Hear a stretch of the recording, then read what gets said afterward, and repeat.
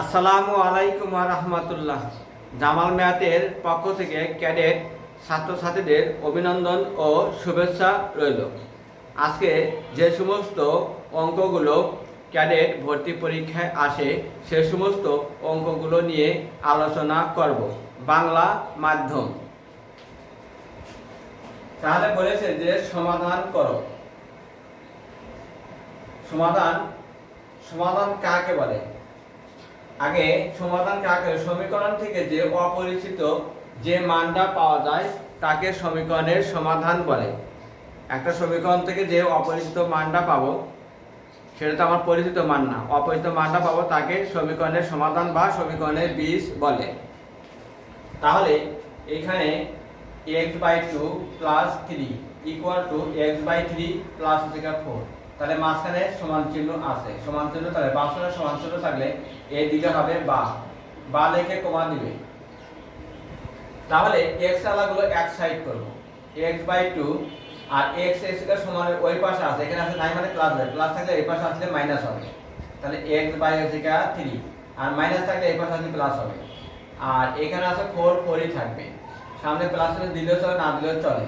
আর এখানে 3 এর আগে আছে প্লাস, সমানের ওই পাশে গেলে ডান সাইডে গেলে মাইনাস হবে, প্লাস থাকলে মাইনাস, মাইনাস থাকলে প্লাস, তাহলে এখানে আছে প্লাস আছে, সমানের ওই পাশে গেলে কি হবে মাইনাস, তাহলে মাইনাস কত লিখবো 3। তাহলে এখানে 2 এবং 3 এর লসাগু করব। 2 এবং 3 এর লসাগু হচ্ছে কি 6, কেন না যে এটা হচ্ছে কি বিজোড় সংখ্যা, এটা হচ্ছে বিজোড় সংখ্যা, তাহলে দুইটা দুই রকমের, তাহলে 2 এবং 3 আমরা কি করব গুণ করব। তাহলে এখানে 2 দিয়ে এখানে লসাগুকে ভগ্নাংশের হর দিয়ে ভাগ করব। তাহলে এখানে 2 দিয়ে 6 ভাগ করলে 3, 3 দিয়ে করলে 6, 3, ওই 3 আবার উপরের সঙ্গে গুণ করব, তাহলে 3x।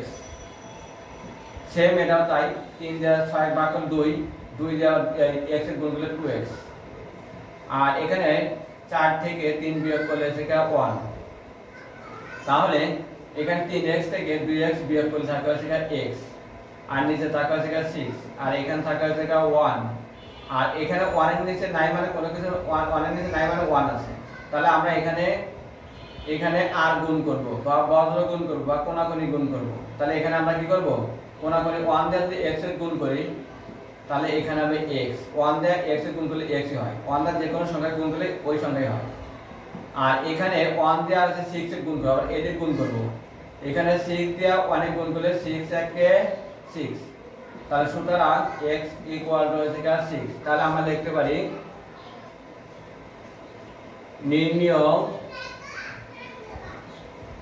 সমাধান x = 6, এটাই आंसर। তাহলে এই সমস্ত অঙ্ক ক্যাডেট ভর্তি পরীক্ষায় যদি আসে তাহলে তোমরা অ্যান্সার করতে পারবে, তাই বেশি বেশি করে তোমাদেরকে প্র্যাকটিস করতে হবে। আর সাধারণত সমাধান একটা আসে। তাহলে যারা নতুন আছো তারা সাবস্ক্রাইব করবে, লাইক দিবে, শেয়ার দিবে, আর যারা পুরাতন আছো তারা লাইক দিবে, শেয়ার দিবে। আগামী ক্লাসে নতুন ভিডিও নিয়ে হাজির হব। ধন্যবাদ।